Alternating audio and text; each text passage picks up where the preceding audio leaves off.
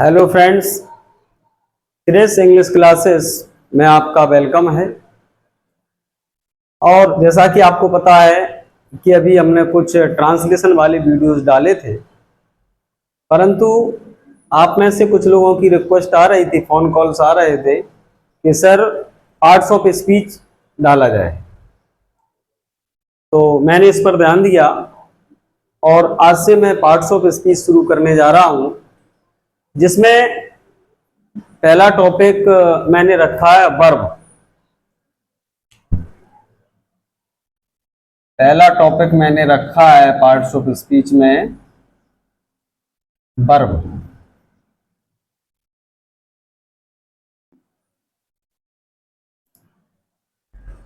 आप वर्ब के बारे में बहुत कुछ जानते चले आ रहे हैं।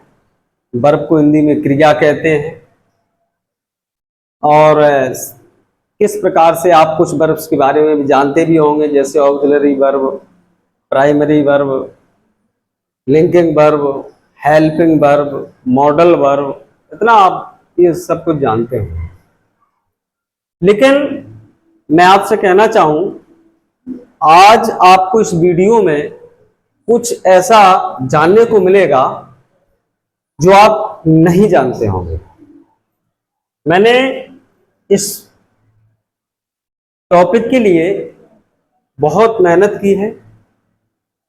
बहुत सारी चीज़ों का अध्ययन करने के बाद मैं ये वीडियो आपके लिए अपलोड कर रहा हूँ।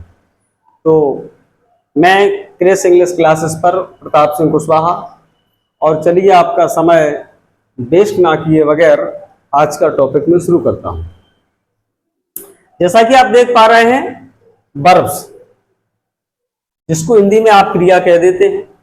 देखिए फ्रेंड्स, इससे पहले कि आप कोई टॉपिक पढ़ें, पहले ये जाना करें कि आखिर जो टॉपिक हम पढ़ रहे हैं, ये जो वर्ड है, ये जो शब्द है, ये आया कहां से है और इसका वास्तव में अर्थ क्या है, इसका ओरिजिन क्या है, ये निकला कहां से है। तो आधी समस्या तो आपका यही सब समझने से सॉल्व हो जाएगा। तो सबसे पहले ये देखते हैं कि जो वर्ब शब्द है, वर्ब को वर्ब क्यों कहा जाता है, आखिर कहां से ये शब्द निकल करके आया वर्ब। तो आइए देखते हैं। जैसा कि आप जानते हैं कि इंग्लिश भाषा बहुत सारी भाषाओं से निकली है, जिसमें मेनली हाथ है फ्रेंच लैंग्वेज का, लैटिन का, स्पेनिश का, हिब्रू का, यहां तक कि अपनी भाषा संस्कृत का भी इसमें बहुत सहयोग है, जिससे ये इंग्लिश भाषा निकल करके आई है। तो देखते हैं ये वर्ब शब्द आया कहां से है। मैं आपको बताऊं, जो फ्रेंच भाषा है, तो ओल्ड फ्रेंच लैंग्वेज में एक वर्ड था जिसको कहते थे बर्बे। बर्बे। और लैटिन भाषा का एक शब्द था, ये लैटिन लैंग्वेज का एक शब्द था जिसको कहा जाता था बर्बम। ये बर्बम देखें आप, जो फ्रेंच भाषा थी उसको ओल्ड फ्रेंच में एक वर्ड था जिसको बर्बे कहा जाता था, लैटिन में एक शब्द था जिसको बर्बम कहा जाता था, और इस बर्बम का अर्थ होता है वर्ड, यानी शब्द।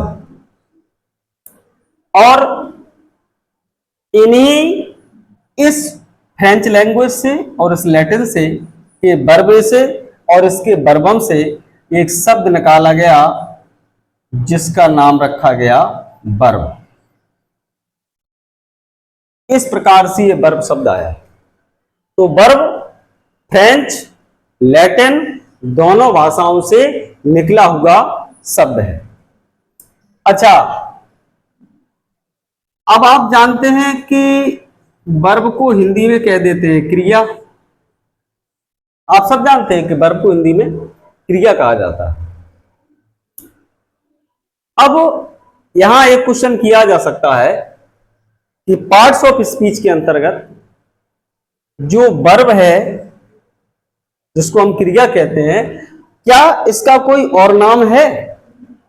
तो मैं आपको बता दूं, अगर ऑक्सफोर्ड डिक्शनरी आप चेक करें, मैं आपको प्रूफ दे रहा हूं, आप ऑक्सफोर्ड डिक्शनरी चेक करें तो उसमें वर्ब को आप देख पाएंगे, वर्ब को नाउन बताया गया है। वर्ब को क्या कहा गया है? नाउन। यानी जो वर्ब है वो क्या है? नाउन। अब आपको बिल्कुल ऑकवर्ड लग रहा होगा, अटपटा लग रहा होगा कि वर्ब को तो हम क्रिया मान के चले आ रहे हैं, पार्ट्स ऑफ स्पीच में सिर्फ वर्ब मानते हैं, ये आप क्या बता रहे हैं कि इसको नाउन कैसे कह सकते हैं?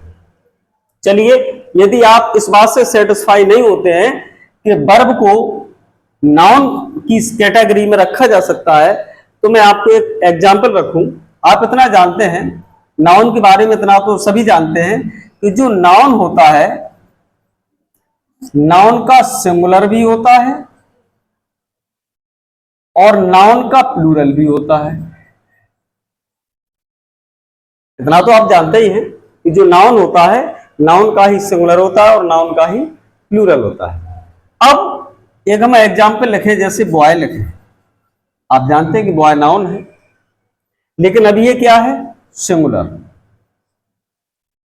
ये है सिंगुलर, और अगर इसे प्लूरल करना है तो आप इसको क्या कर देंगे? बॉयज। तो ये क्या हो जाएगा? प्लूरल।